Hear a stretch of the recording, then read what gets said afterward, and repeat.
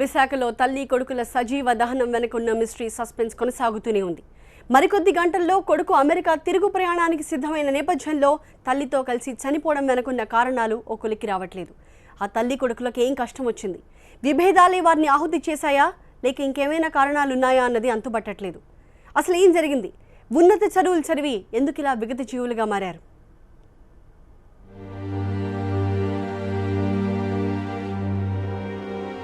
అసలు వాళ్ళిద్దరూ ఎందుకు ఆహుతయ్యారు? ఇద్దరిది బలవన్మరణమేనా? అమెరికాకు బయలుదేరే లోపే తల్లి కొడుకుల మధ్య ఏం జరిగింది? విశాఖలోని గొల్లపాలెం ఏరియాలోని విష్ణుకిరీటి అపార్ట్మెంట్లో కె భాగ్యలక్ష్మి కుటుంబం ఎన్నో ఏళ్లుగా ఇదే అపార్ట్మెంట్లో ఉంటున్నారు. ఏం జరిగిందో ఏమో గాని భాగ్యలక్ష్మి వాళ్ల ఫ్లాట్లో ఒక్కసారిగా మంటలు ఎగిశాయి. ఇరుగు పొరుగు స్పందించే లోపే దారుణం జరిగింది.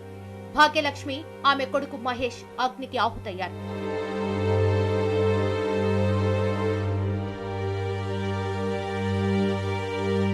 ఇంట్లో ఫర్నిచర్ అంతా కాలి బూడిదయింది. ఫ్లోర్ రక్తంతో తడిసిపోయింది. భాగ్యలక్ష్మి మహేష్ లో విగత జీవులై కనిపించారు. ఈ దృశ్యం అందర్నీ కలిచివేసింది.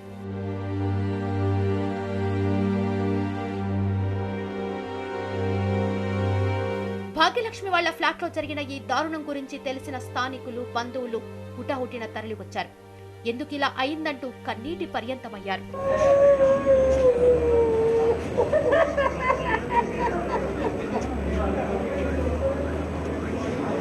భాగ్యలక్ష్మి ఉన్నత విద్యావంతురాలు. వాళ్ళ అబ్బాయి మహేష్ ఎన్ఆర్ఐ, యుఎస్ లో సాఫ్ట్వేర్ ఇంజనీర్. ఆయనకు పెళ్లైంది. 8 రోజుల కిందటే డాలస్ నుంచి విశాఖకు వచ్చాడతను. అందరితో ఆనందంగా గడిపాడు. కానీ అమెరికాకు తిరుగు ప్రయాణం అవుతున్న క్రమంలో ఈ దారుణం జరిగింది.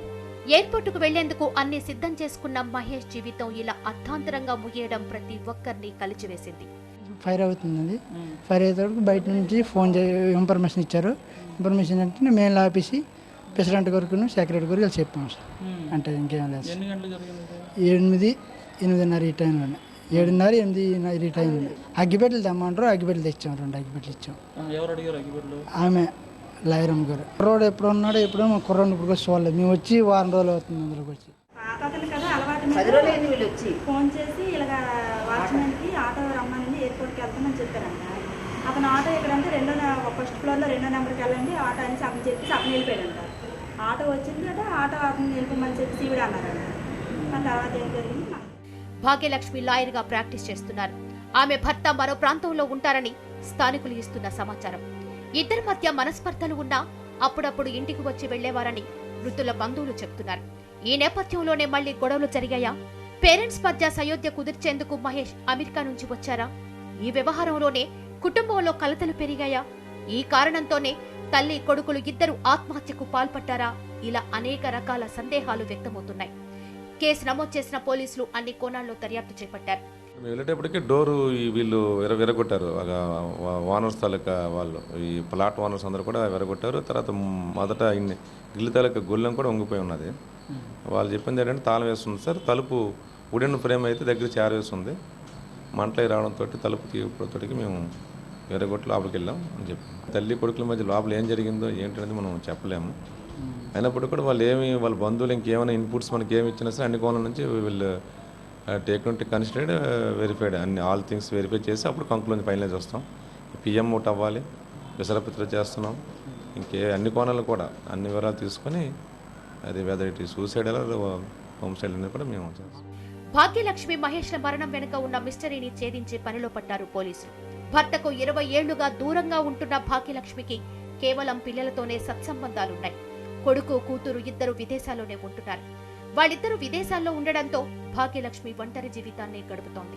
అమెరికాలో ఉంటున్న ఫణి మహేష్ 6 రోజుల క్రితమే తల్లి దగ్గరకొచ్చాడు. కొడుకు అమెరికా తిరిగి వెళ్లిపోతుండడంతో ఒంటరైపోతానన్న ఆవేదనతో భాగ్యలక్ష్మి నిప్పంటించుకుందా? ఆమెను రక్షించబోయే కొడుకు కూడా అగ్నికి ఆహుతయ్యాడా? ఇద్దరి మృతదేహాలు కూడా వేరువేరు గదుల్లో ఉండడం అనుమానం పెంచాయి. అయితే గత కొంతకాలంగా భాగ్యలక్ష్మి డయాబెటీస్ తో బాధపడమే కాదు, మానసిక ఒత్తిడితో ఉండేదని అపార్ట్మెంట్ వాసులు చెప్తున్నారు. అందుకని ఫ్రంట్ అంతా కాలేడు, బ్యాక్ కాలేదు కదా అబ్బాయి. దాన్ని బట్టి నేను అనుకుంటున్నాను యాజ్ హెల్త్ పీపుల్గా ఏంటంటే ఫ్రంటే కాలింది అతనికి, బ్యాక్ ఏం కాలేదు. దాన్ని బట్టి అతను ఆవిడని ఆర్పడానికి వెళ్ళినప్పుడు అతను కూడా అంటిపోయాడేమో అండి. మేము ఆపేటప్పటికి పొగ లోపల అసలు మనుషులు కాలారా ఎవరు కాలారు అసలు ఇల్లు కాలుతుందా ఏంటి అనేది మాకు తెలియలేదు. ఆర్పినా సరే పొగ నిండుగా ఉంది. పోలీసులు వచ్చి తలుపులన్నీ తీసే వరకు పొగ నిండిపోయిందండి.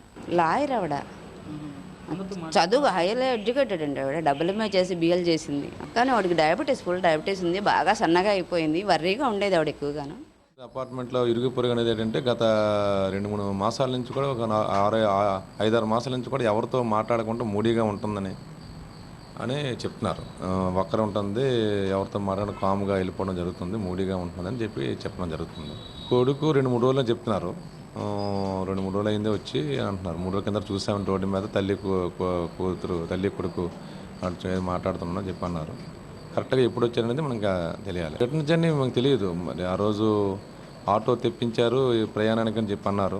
ఒక వాచ్మెన్ చెప్తున్నారు. మరి ఆటో వెళ్ళిపోవడానికి ప్రయాణమా, లోకల్ ఇంకెక్కడికి వెళ్ళడానికి ప్రయాణం అనేది ఇంక తెలియదు. ఆత్మహత్యగా పోలీసులు ప్రాథమికంగా భావిస్తున్నా ఇద్దరు ఒకేసారి ఆత్మహత్య చేసుకున్నారా, లేదంటే ముందే అనుకోని ఇద్దరు నిప్పంటించుకున్నారా అనేది పోలీసులు తేల్చుకోలేకపోతున్నారు. సంఘటనా స్థలం నుంచి కిరోసిన్ డబ్బా, అగ్గిపెట్టెను, కాలిపోయిన సెల్ ఫోన్, ఫణి మహేష్ల ల్యాప్టాప్ ని పోలీసులు స్వాధీనం చేసుకున్నారు. అక్కడ మనకి available material kerosene, cell phones, laptop అన్ని తీసుకున్నాం జరిగిందండి. మ్యాచ్ బాక్సెస్ ఓపెన్ చేయాలండి. ఇంకా అది కొద్దిగా అది వేడికి డిస్ప్లే ఇదైన డ్యామేజ్ అయినట్టుంది. దాన్ని ఇంకా దాన్ని కొద్దిగా వెరిఫై చేయవలసింది. దాన్ని ఆ ఫ్రస్ట్రేషన్లో జరిగిందా లేకపోతే ఏంటి, కొడుకు అమెరికా నుంచి రావడం వల్ల ఏం జరిగింది వాళ్ళిద్దరి మధ్య అనేది మనకి ఇంకా ఏం తెలియరాలేదు. ఏదైనా అన్ని కోణాల నుంచి మనం వివరాలు తీసుకొని దాన్ని ఆ కేసును ముగింపు చేయడం జరుగుతుంది. కిచెన్ లో అగ్ని ప్రమాదానికి గల ఆనవాళ్లు కనిపించలేదు.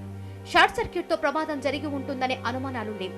ఎందుకంటే ఫ్లాట్ లోపల అలాంటి పరిస్థితులు పోలీసులకు, ఫైర్ సిబ్బందికి కనిపించలేదు.